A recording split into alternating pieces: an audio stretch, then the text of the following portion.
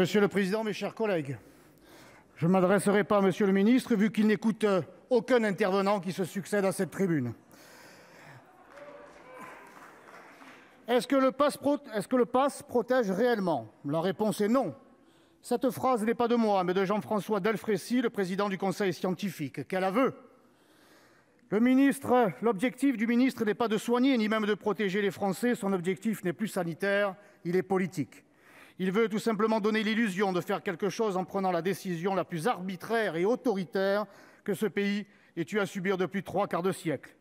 Si son objectif était de protéger nos compatriotes, il rendrait les tests gratuits pour tous, il investirait massivement et depuis 2 ans dans l'hôpital et la recherche, mais rien de tout cela n'a été ne serait-ce qu'amorcé.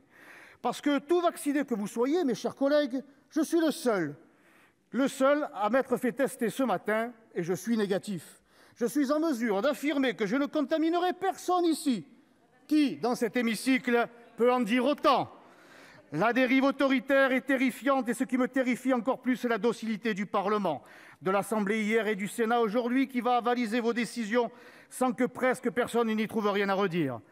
Que les élus, que les députés de La République En Marche soient des godillots, on le savait. Mais que la majorité de droite du Sénat vote ce texte sans prendre en compte les atteintes irréparables commises sur nos libertés, c'est plus qu'inquiétant, c'est mortifère. Oui, vous êtes en train de martyriser la démocratie et la liberté. Vous faites de 5 millions de Français, dont je suis, des sous-citoyens, des non-citoyens. Qu'avons-nous fait pour mériter un pareil châtiment? Nous refusons de prendre la dose d'un prétendu vaccin qui est tellement efficace qu'il faut l'administrer tous les 3 mois, que le masque est à nouveau obligatoire dans la rue, que des jauges sont instaurées dans les théâtres et les stades, que les boîtes de nuit sont fermées. Bravo, quelle réussite! Nous n'en voulons pas? Qu'importe! Le ministre nous l'impose de façon déguisée, alors même que le Conseil d'État s'y est opposé en ces termes. Le pass sanitaire ne doit pas se justifier par un objectif qui consisterait à inciter les personnes concernées à se faire vacciner. C'est pourtant clair. Et comme de l'état de droit vous vous moquez, vous devriez aller encore plus loin. Il faudrait écarter les non-vaccinés du reste de la société, les éloigner des vaccinés, comme je l'ai été sur le plateau de LCI, la chaîne indigne. Pour masquer son écrasante responsabilité dans le développement de la pandémie en ayant mis l'hôpital à l'os. La stratégie du gouvernement repose sur la division en désignant des boucs émissaires conduisant à la mortelle division des Français.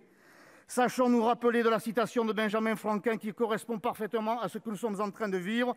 Ceux qui peuvent renoncer à la liberté essentielle pour acheter un peu de sécurité temporaire ne méritent ni la liberté ni la sécurité. Alors, mes chers collègues, en votant ce texte infâme, vous assassinez nos libertés sans assurer notre sécurité.